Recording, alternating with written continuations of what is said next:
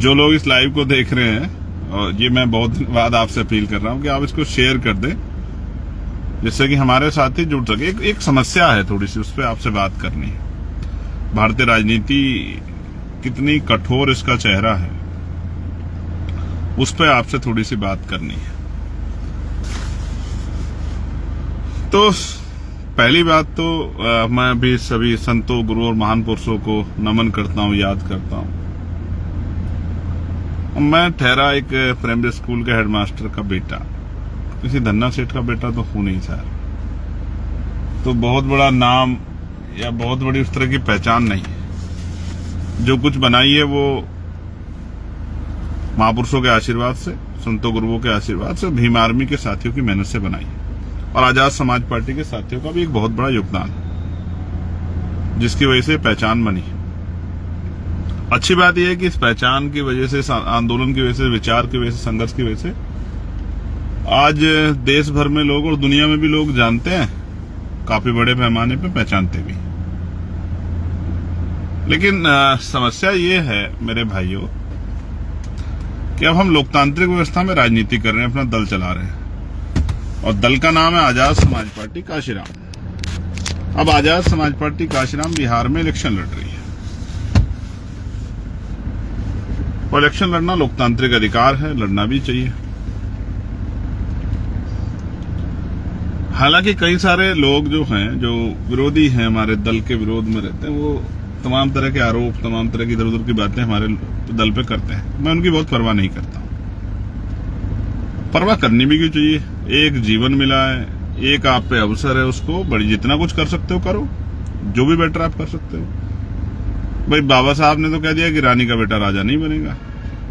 लोकतांत्रिक व्यवस्था है, जिसको जनता ताकत देगी, जिसके साथ खड़े होगी, वही नेता बनेगा। जनता जिसको वोट देगी वही एमपी एमएलए बनेगा।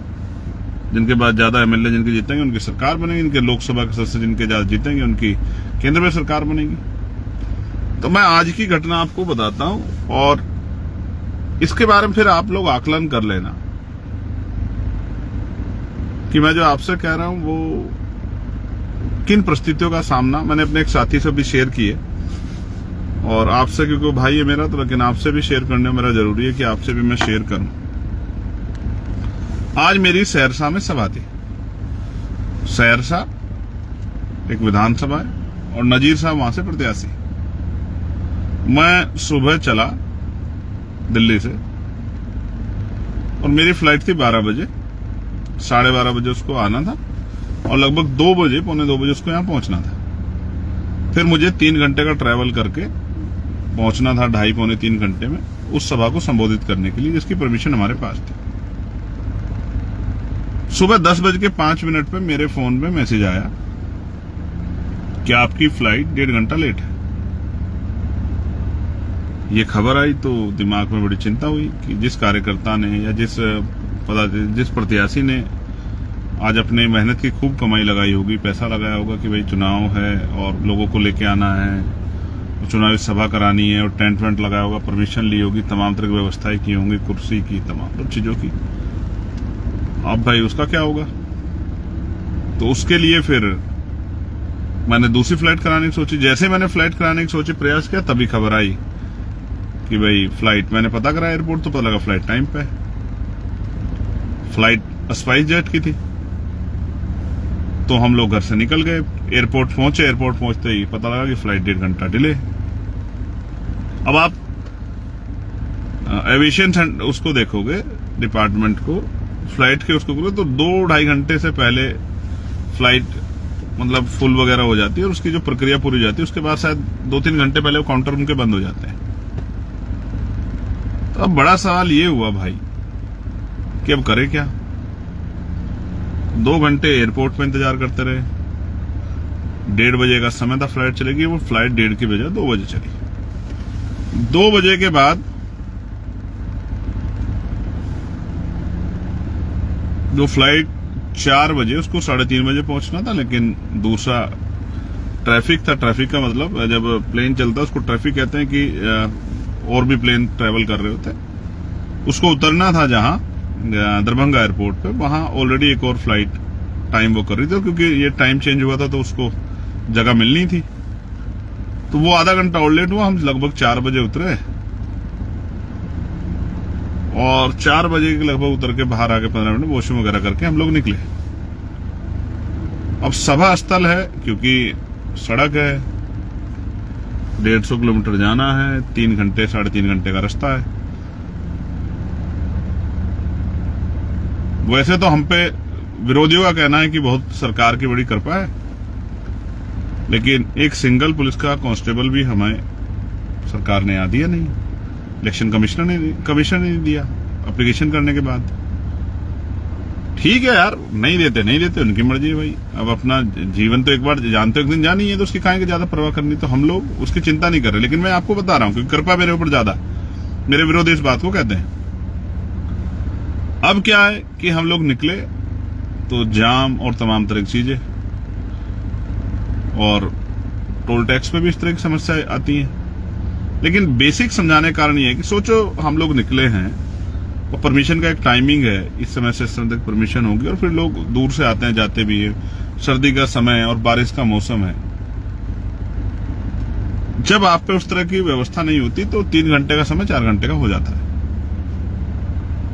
क्योंकि कहीं अगर कोई, क्योंकि चुनाव चल रहा है तो सारे प्रत्याशी प्रयास कर रहे हैं, कहीं किसी की रैली या कहीं किसी का रोड शो या कहीं किसी मीटिंग से अगर आप गुजरते हुए सड़क पे, और क्योंकि काफिले चलते हैं, अगर कहीं आप उसमें फंस गए तो फिर आपका सफर कई घंटे फालतू का हो सकता है। अब वो उस कार्यकर्ता के बारे में सोचो जो चुनावी रैली करा रहा है, उसका क्या होगा। ज्यादा लेट पहुंचे लोग चले गए तो लोगों में नाराजगी हो जाएगी, क्योंकि जिस नेता को देखने आए थे वो आया नहीं है, तब तक पहुंचा नहीं था, तो उसका नुकसान भी हो सकता है आर्थिक, उसका पूरा चुनाव भी खराब हो सकता है।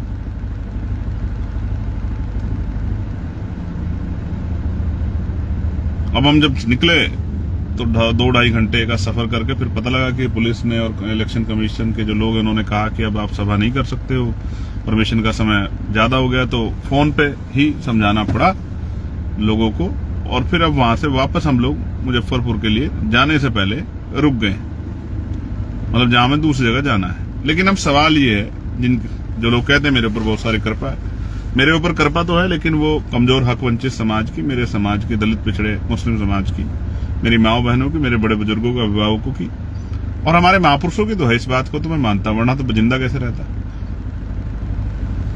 अब इस कृपा वाले व्यक्ति के बारे में आप इतना जानिए कि जब मैं अपनी पार्टी के प्रत्याशियों से कहूंगा कि यार चुनाव 5 साल में एक बार आता है और इस तरह की सिचुएशन ना हो, क्योंकि सब जगह आप देखना कि दूसरी पार्टी के लोग भी काम करते हैं, तो भाई आप लोग किसी बड़े साधन की व्यवस्था कर लो कि एक दिन में 2-3 सभा हो जाए। कहां दौड़ा जा सकता है, 250-250 किलोमीटर का, सड़कें की हालत बहुत अच्छी नहीं है। तो जो लोग विरोधी आरोप लगाते हैं वो कहेंगे देखिए चंद्रशेखर हेलीकॉप्टर से घूम रहे हैं। अब जो लोग चुनाव लड़ रहे हैं, लाखों रुपए खर्च कर रहे हैं, तो वो 3-4 लोग मिलकर हेलीकॉप्टर कर सकते हैं। ऐसा हमारा प्रयास भी रहेगा। लेकिन सवाल ये है कि जहां मैं अभी खड़ा हूं, जहां रुक के मैं लाइव कर रहा हूं, बिहार का जो के हालात हैं, आपने खुद देखा होगा कि बिहार में किस तरह गोली और तमाम तरह की चीजें हो रही, और मैं वो शख्स हूं जिसके ऊपर गोली ऑलरेडी चली।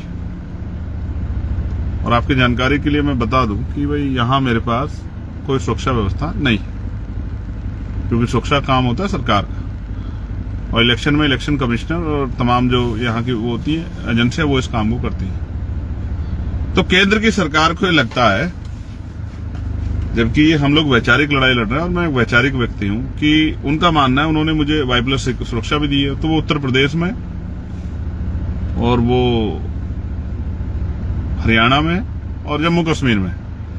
तो केंद्र की हमारी सरकार को लगता है और एजेंसी को कि दिल्ली में या बिहार में या देश के और राज्यों में मुझे खतरा नहीं, ये उनकी सोच है, इसलिए उन्होंने और कहीं मुझे सुरक्षा प्रोवाइड करवाई नहीं। तो मैं सोचता हूं एक आदमी को कितनी परेशानियों से गुजरना पड़ता है।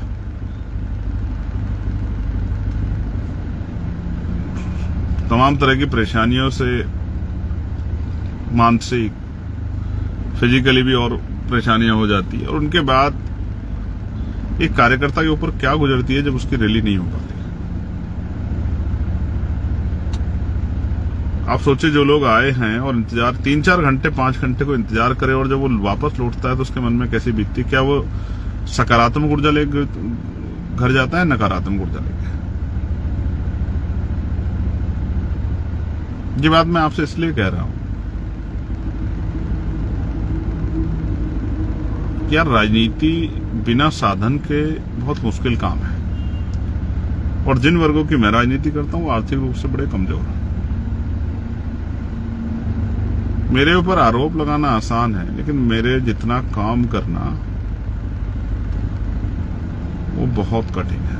मेरी तरह जान को दांव पे लगाना वो बहुत कठिन है। जिस तरह के हालात हैं, जहां ये नहीं पता कि कहां से गोली आएगी और कौन वैचारिक विरोध में सरफिरा आपके साथ किस तरह का व्यवहार कर देगा, वहां मैं सिंगल गाड़ी से जाके प्रचार के लिए निकलता हूं अपने 4-5 साथियों के साथ, क्योंकि ऐसा नहीं कि मुझे चाहने वाले कम है, लेकिन समस्या ये है कि अगर उन चाहने वालों को पता लग जाए कि मैं उस रास्ते से गुजर रहा हूं, तो मुझे जहां मुझे पहुंचना है 2 घंटे लगेंगे, वो मुझे 4 घंटे में जान देंगे। मैं उनके प्यार को जानता हूं, और ये बिहार में भी मिलता है, ये मध्य प्रदेश में मिलता है, ये उत्तराखंड में भी, राजस्थान, हरियाणा, पंजाब, यूपी, सब जगह मिलता है। ये छत्तीसगढ़, उड़ीसा में मिलता है, ये झारखंड में मिलता है। इस गलतफहमी में मत रहना कोई कि प्यार करने वाले लोग कम है, लेकिन साधन उनके पास कम है, इस बात को मैं जानता हूं। उन पे अपनी गाड़ियां नहीं है 4 पहियों की, लेकिन दिल उनके बहुत बड़े हैं। अगर मैं एक आवाज लगा दूंगा चिंगाड़ के, सड़कें भर जाएंगी। मैं बिहार में भी जो प्रेम मुझे मिला है, मैं उस बात को जानता हूं। लेकिन यार, बिहार के मेरे साथियों, जहां नहीं पहुंच पाऊं वहां नाराज मत होना, और जहां पहुंच पाऊं वहां थोड़ी सी मदद करा देना कि वहां से दूसरे के यहां पहुंच जाऊं। आपका हूं, जैसा भी हूं आपका हूं, आपका अपना हूं, आपके बीच का हूं। बड़ी मुश्किल से संघर्ष करके यहां तक पहुंचा हूं, और मैं अपने आप को बहुत धन्यवाद वो करता हूं कि कितने आशीर्वाद है महापुरुषों का मेरे ऊपर। वरना बहुत धूल फांकनी पड़ती है पहचान बनाने के लिए। इस देश की 142 करोड़ की आबादी में अपनी पहचान बनाना, चाहे वो विरोध में और समर्थन में हो, जब आप लोगों के किसी के दिल में रहे दिमाग में, आसान काम नहीं है। थोड़ी सी तकलीफ थी बिना रिसोर्स के काम करने में, क्योंकि अगर रिसोर्स होते तो मैं 4-5 प्रत्याशियों के यहां जा सकता था। इतने घंटे मैंने सफर में, 3 घंटे एक साइड से, 3 घंटे दूसरे, इतने में मैं 3 सभा कर सकता था। लेकिन करेंगे गाड़ियों से ही। कोई मजबूत प्रत्याशी होगा, उससे कहेंगे कि भाई हेलीकॉप्टर की व्यवस्था भी कर ले, नहीं होगी तो भी गाड़ियों से करेंगे। लेकिन याद रखना, इस बार मुकाबला चंद्रशेखर आजाद से है। किसी गलतफहमी मत रहना, धीरे धीरे कारवा आगे बढ़ेगा, और वो दिन आएगा जिस दिन बाबा साहब अम्बेडकर, माननीय काशीराम साहब और तमाम बहुजन महापुरुषों का सपना पूरा होगा कि देश भर में हमारा राजकाज बनेगा। जो मुझे सुन रहे हैं, वो जहां पर भी, मैं उनसे भी कहूंगा, लड़ाई लंबी है और कठिन है थोड़ी सी, लेकिन लड़नी तो है यार। कुछ करके दिखाओ, काम करो, मेहनत करो। तो आसान लड़ाई नहीं है। जब लोग 50 होते हैं, मैं तब भी वही इतनी हिम्मत से बोलता हूँ। जब 5 लाख होते हैं तब भी इतनी हिम्मत से बोलता हूँ। जब 50,000 होते हैं तब भी इतनी हिम्मत से बोलता हूँ। जब 5,000 होते हैं तब भी इतनी हिम्मत से बोलता हूँ। व्यक्ति से फर्क नहीं पड़ता। अब उनमें सिपाही कितने हैं, पहरेदार कितने हैं काम करने वाले, इस बात से फर्क पड़ता है। तो मैं बिहार आ गया हूँ। कल हमारी एक सभा है, परसों फिर हमारी सभा है, फिर मुझे एक पार्लियामेंट्री कमेटी की मीटिंग में जाना है, फिर मैं वापस आऊंगा। इसी बीच में मैं बनते जी, जो कुशीनगर वाले हैं, जिनका परिनिर्वाण हो गया है, उनको देखने के लिए, उनके पार्थिव शरीर को नमन करने के लिए जाऊंगा, आदरांजलि अर्पित करने के लिए। इसी बीच से निकल के और फिर लगातार मैं बिहार में 9-10 तारीख तक प्रचार से रहूंगा। आप सबसे अपील है, डट जाओ, काम करो, और स्पेशली यहां बिहार में रिप्रेजेंटेशन इस बार बनाना है। यहां के नेताओं को लगता है कि यहां का 20% दलित समाज, उनका कोई आदमी डिप्टी चीफ मिनिस्टर नहीं बन सकता है। चीफ मिनिस्टर तो बड़ी बात है, यहाँ का 20% मुस्लिम समाज, उनका कोई डिप्टी चीफ मिनिस्टर नहीं बन सकता। चीफ मिनिस्टर दूसरी बात है। हालांकि हमने उत्तर प्रदेश में घोषणा की थी कि हम लोग एक पिछड़े वर्ग से, एक अति पिछड़े वर्ग से, एक मुस्लिम समाज से डिप्टी चीफ मिनिस्टर बनाएंगे। उत्तर प्रदेश में हम इस काम को करेंगे। और मैं आज आपसे वादा कर रहा हूं, अगर मैं दुश्मन की गोली का या किसी अन्य उसका शिकार ना हुआ, हालांकि मैं अभी मरने वाला नहीं हूं, तो मैं आपसे वादा करता हूं कि इस बार 2027 में उत्तर प्रदेश में वो करके दिखाएंगे, जिसके बारे में अभी लोग कह रहे हैं, सोच रहे हैं कि हो सकता नहीं हो सकता। लेकिन मैं आपको विश्वास दिलाता हूं, मैं आपका चंद्रशेखर आजाद करके दिखाएंगे उत्तर प्रदेश में, और अब करने आए हैं बिहार में। और मैं जानता हूं वो जो मोटरसाइकिल पे मेरे जैसे लोग निकलते हैं, मुझसे प्यार जो करते हैं, झंडा उठा के बीमार में आजाद समाज पार्टी का, उनके मुकाबले की हिम्मत सारे किसी भी दल के कार्यकर्ताओं में नहीं। लेकिन मन में संकल्प तो कर लिया कि इस बार उत्तर प्रदेश को तो यहां के बाद बताना है कि उत्तर प्रदेश में बहुजन समाज का सूखा जो 2012 से लगा हुआ है, 15 साल बाद, राम जी का वनवास भी 14 साल का था, जो 15 साल बाद 15 साल का सूखा है, उसका अंत 2027 में करना है। ये पीड़ा थी आपको बताई, बिना साधनों के कितनी परेशानी होती है। इसका मतलब ये नहीं कि साधन नहीं तो हम लोग रुक जाएंगे, रुकने वाले हम हैं नहीं, और डरते हम किसी से है नहीं। ना बुरा कहते हैं, ना बुरा करते हैं। जिनके लिए लड़ रहे हैं उनके लिए लड़ रहे हैं, और जब तक जीवन रहेगा लड़ते रहेंगे। इस लाइव के माध्यम से अब मैं कोशिश करूंगा इसी फेसबुक पेज के जरिए लाइव आके अपनी बात रख दिया करूं, क्योंकि मैंने महसूस किया कि हमारी एक बहुत बड़ी आबादी, एक बहुत बड़ी संख्या फेसबुक पे है, और फेसबुक से बहुत सारा प्रचार काम होता है। टीवी मीडिया कहां दिखाता आप जानते हो। आरोप तो दिखाता है, लेकिन साजिश पे जब प्रहार होता है तब नहीं दिखाता। मीडिया को आप जानते हो, मीडिया कैसा है। मीडिया तो वही दिखाता है जो लोग देखना चाहते हैं, या जो मीडिया को दिखा के फायदा होता है। मीडिया वही दिखाता है। आपके हमारे हिसाब से मीडिया क्यों काम करे? क्योंकि मीडिया के लिए तो पैसे लगते हैं। आप और हम पैसे वाले होते तो यहाँ का दिक्कत थोड़ी होती। यूपी में तो हमने इतना मजबूत संगठन बनाया कि जब हम निकलते हैं तो 20-30 लोग अपने अपने साधन लेकर निकलते हैं, तो वो बड़ी चुभती है लोगों को कि चंद्रशेखर काफिले से जा रहे हैं, चंद्रशेखर काफिले से जा रहे हैं। सिर्फ काफिले से क्या, मेरा बस चले तो मैं 2000 गाड़ी का काफिला लेकर निकलूं उत्तर प्रदेश में, क्या दिक्कत है? हमारे लोगों पे, मैं तो चाहता हूं हमारे हर आदमी पे घर घर 4 पहियों गाड़ी हो, उनके पास रोजगार हो, उनके पास जमीन हो, उनके पास नौकरी हो, उनके पास ठेकेदारी में उनको अवसर मिले, वो पैसे वाले हो। मैं तो चाहता हूं और हर आदमी गाड़ी वाला हो, 4 पहियों गाड़ी वाला हो, बढ़िया साधन के घर अच्छे हों, उनके पास खाने पीने की सुविधाएं अच्छी हों, उनके पास और तमाम तरह के साधन हो, और वो हर आदमी मेरे लिए गाड़ी निकाले घर से बाहर की, चलिए आज भाई कहीं जा रहे हैं तो हम सब लोग चलेंगे उनका सहयोग करने के लिए। मैं तो इस बात से घबराने वाला नहीं हूं। साधन बनेंगे तो मैं हेलीकॉप्टर से भी घूमूंगा अपनी पार्टी का प्रचार करने के लिए। उससे भी बड़े कोई साधन होंगे और हमारे लोग व्यवस्था करके देंगे तो उससे भी घूमूंगा, और मेरे लोग कहेंगे कि पैदल साइकिल पे घूम लो तो उससे भी घूमूंगा। मैं तो अपने लोगों के साथ हूं।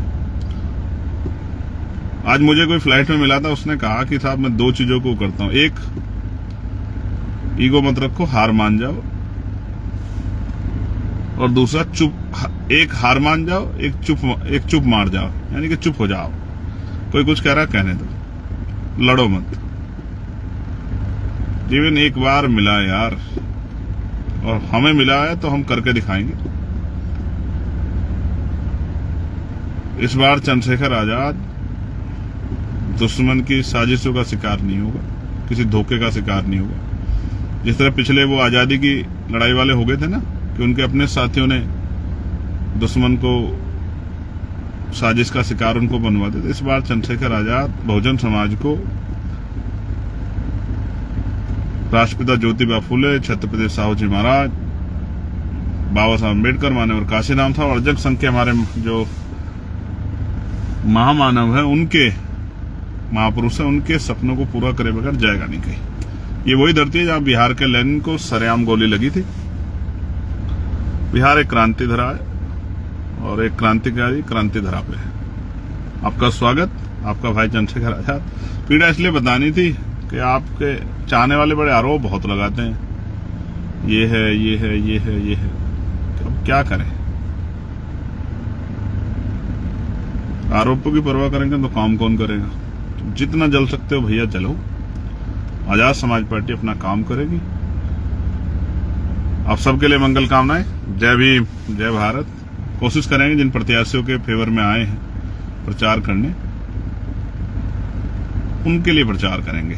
आप ये जानिए, संविधान ने आपको रोटी, कपड़ा, मकान सारे अधिकार दिए हैं, नौकरी, रोजगार, समता का अवसर, तमाम घूमने फिरने, जाने आने का, लेकिन सबसे बड़ा अधिकार दिया है वोट का अधिकार। ये आपसे कोई नहीं छीन सकता, ये आपका अधिकार है। इसके ऊपर कोई प्रेशर नहीं। बाकी सब चीजों की सरकार का महत्व, लेकिन वोट देने में किसी का महत्व नहीं। आपकी वोट अपनी वोट है, इसको बहुत सोच समझ के दें। और जहां आजाद समाज पार्टी का प्रत्याशी है उसको तो ये समझ के वोट दें कि वोट हम मनुवाद की छाती पर कील ठोकने के लिए और आजाद समाज पार्टी यानी कि महापुरुषों की विचारधारा के दल को शक्ति देने के लिए कर रहे हैं। हमारी वोट हमारा संरक्षण करेगी, क्योंकि जब चुनाव के बाद 5 साल आपको जरूरत पड़ेगी, आपकी तरफ कोई नहीं देखेगा, तब आप देखोगे कि चंद्रशेखर भाई कहां से आएगा। तो इस बार चंद्रशेखर आजाद को कम से कम इतना प्रतित्व दो कि वो यहां उसकी आपकी समस्याओं पे उसकी पार्टी चुना हुआ नेता यहां छन्नाटेदार अपनी बात रख सके और सदन में बैठे, कुर्सी बैठे लोगों को बता सके कि आजाद समाज पार्टी की बात रखने वाला, गरीबों, कमजोरों की बात रखने वाला यहां आ गया। बहुत बहुत धन्यवाद, आभार।